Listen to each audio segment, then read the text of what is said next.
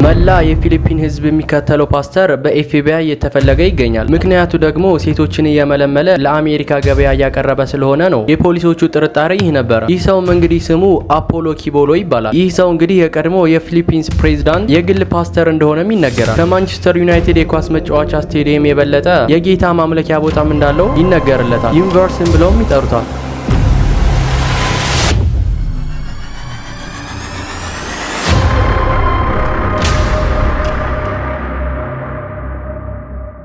$250,000 ለማግኘት በግንባራችሁ ላይ ታቶ አሰሩ ብትባሉ ታረጋላችሁ? ይሄንንም ካረጋችሁ ታዲያ $250,000 ትሸለማላችሁ ብትባሉ ታረጉ ነበር? እኔ እርግጠኛ ሆኜ የምነግራችሁ ነገር ብዙዎቻችሁ እንደምታደርጉ ነው።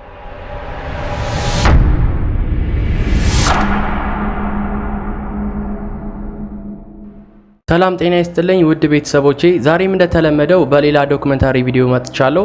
እስከ ቪዲዮ ፍጻሜ ድረስ አብራችሁ ይቆዩ። አዲስ ከሆናችሁ ሰብስክራይብ አድርጉ። ይመቻችሁ።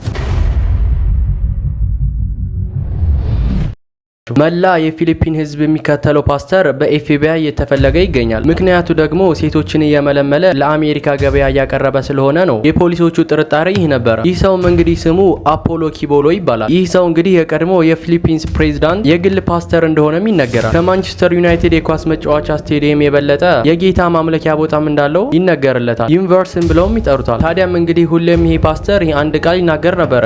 የኢየሱስ ክርስቶስ ማረፊያው ሁሌም ቢሆን እዚህ ነበርም ይላል። ታዲያም እንግዲህ ከ90 ጫማ በላይም አንደርግራውንድ ወደ ስር ቤቶችም አሉ። እንደ የሴቶቹ እንግዲህ የቁንጅና መጠን ቦታ ተቀምጦላቸው ክፍል ተይዞላቸው የሚቀመጡበት ቦታ ነው። ይሄንንም ታዲያ ይሄን ሁላ ታሪክ የሰሙ ፊሊፒንሶችም ታዲያ ከ2000 በላይ ወታደሮችን አሰማርተው እሱን ፍለጋ ቢጀምሩም ነገር ግን ሊያገኙት አልቻሉም ነበር። በእርግጥ ይህ ሰው በዚህ አካባቢ እንደተደበቀ ግምት ብቻ ነው እንጂ እውነተኛ ነገር አልነበረም በሰዓቱ። እሱን የሚጠብቁ ጠባቂዎቹ ፊሊፒናውያንም እንግዲህ በልብ ድካም እየሞቱ ይገኛሉ። ታዲያም እንግዲህ እነዚህ ፖሊሶች ለወራት የሚቆይ የእሱን ፍለጋ አላቆመችም ነበር። ይህ ቦታ እንግዲህ እዚህ ጋር እንደምትመለከቱት እጅግ በጣም ትልቅ ነው። ያው አፖሎንም ለመፈለግ እንግዲህ እጅግ በጣም አዳጋች ነው። ምክንያቱ ደግሞ እጅግ በጣም ትልቅ የሚባል ስቴዲየም የሚበልጥም ስለሆነ ነው። ለምሳሌ ያክል እንግዲህ እናንተ በምታውቁት የማንቸስተር ዩናይትድ ስቴዲየም ከሚይዘው በላይ ይህ ቦታ ለማምለኪያነት ተሰርቶ ተይዟልና ነው። ታዲያም እንግዲህ የመያዝ አቅሙ በጣም ትልቅ በሆነበት አካባቢ የልብ መመርመሪያና እንዲሁም ደግሞ የተለያዩ መሳሪያዎች ማለትም ሙቀታቸውን የሚለካባቸው መሳሪያዎች እንዲሁም ደግሞ ሰውን ለመፈለግ ይረዳሉ ተብሎ የታሰቡ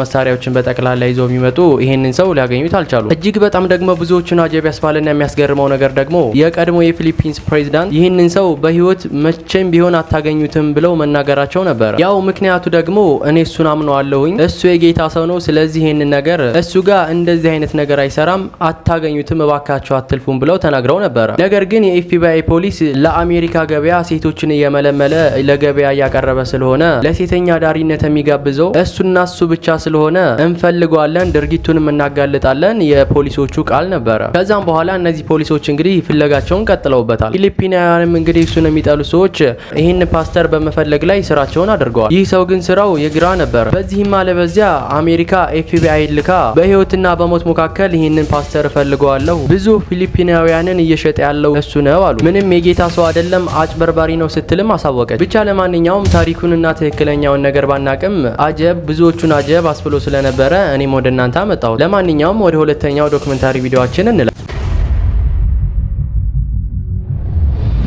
$250,000 ለማግኘት በግንባራችሁ ላይ ታቶ አሰሩ ብትባሉ ታረጋላችሁ? ይሄንንም ካረጋችሁ ታዲያ $250,000 ትሸለማላችሁ ብትባሉ ታረጉ ነበር? እኔ እርግጠኛ ሆኜ የምነግራችሁ ነገር ብዙዎቻችሁ እንደምታደርጉ ነው። እናም ታዲያ $250,000 ታገኛላችሁ ብሎ የተናገረው ታቶ ካደረጋችሁ አንድ የሬዲዮ ጣቢያ ነበር። ታዲያም እንግዲህ ይሄንን ንግግር የሰሙ ብዙ ዜጎች በመደንገጥ ወደ ሬዲዮ ስቴሽኑ ለማረጋገጥ ይደውላሉ። ከዛም በኋላ የሬዲዮ ጣቢያ ሰራተኞችም ስልኩን በማንሳት አዎ ትክክል ነው፣ አልተሳሳታችሁም፣ የማታምኑ ከሆነ ደግሞ ዌብሳይታችንን መጎብኘት ትችላላችሁን ብሎ አሳውቋቸው። ታዲያም እንግዲህ ወደዛ ወደ ተጠቆሙበት ዌብሳይትም ሲገቡ $250,000 ለማሸነፍ ከፈለጋችሁ ግንባራችሁ ላይ ታቶ ማሰራት ብቻ በቂ ነው የሚልም ነገር አዩ። ከዛም እንግዲህ ይህን ማስታወቂያ ካዩ ሰዎች መካከል ሚስተር ቢን የሚባለው ሰውዬ አላንገራገረም። ወዲያውም ታዲያ እሱም በድጋሜ ወደ ሬዲዮ ጣቢያ ከደወለ በኋላ ምን ማድረግ እንዳለበትም ጠየቀ። ከዛም በኋላ እነሱም ነገሩት KRUD የሚለውን ፊደል ግንባር ላይ መነቀስ ብቻ በቂ ነውም አሉ። ከዛም እንግዲህ ግለሰብ የተባለውን ነገር ያደርግና እሱም ተነቅሶ ወደ ሬዲዮ ጣቢያው እየተቆጣውም ሲሄድ እያንዳንዱ ሰዎች ካሜራ አውጥተው ሲስቁበትና ሲሳለቁበት ነበር። ምክንያታቸው ደግሞ አፕሪል ዘ ፉል ነው። ሁሉም ሲጠየቁ የሚመልሱት መልስ ነው። በእርግጥ ግን ይሄ ሁላ ነገር ያየው ይህ ግለሰብ ማስታወቂያውን እንጂ ከስር ያለውን ነገር አላየም። ታዲያም እንግዲህ ይሄን ጉዳዩን ይዞ ወደ ፍርድ ቤት ይሄዳል። ፍርድ ቤትም እንግዲህ ነገሩን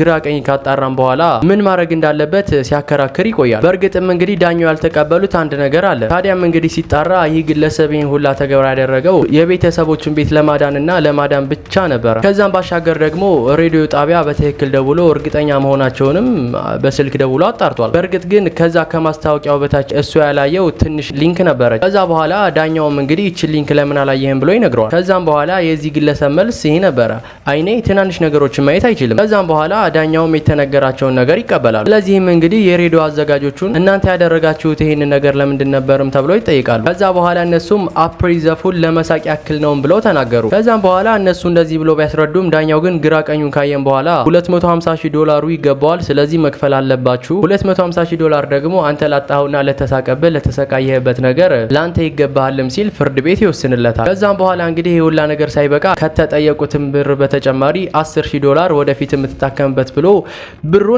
ብሩን በአካውንቱ እንዲያስገቡለትም ፍርድ ቤት ያስተላልፋል። በእርግጥ ግን ይህ ግለሰብ የቤተሰቦችን ቤት ለማዳን ሞከረ እንጂ በመጀመሪያም ከሚሰራበት ከውዱ ስራውም ተባሯል። ሚስቱንም እንግዲህ በዚህ አጋጣሚ አቷት ነበር። እናም ለማንኛውም እንግዲህ ይህ ግለሰብ የተባለውን ነገር በማድረጉ ምክንያት ይህን ሁላ ዶላሮችን ማፈስ ችሏል። ወደ ቀጣይ ቪዲዮአችን እንላለን።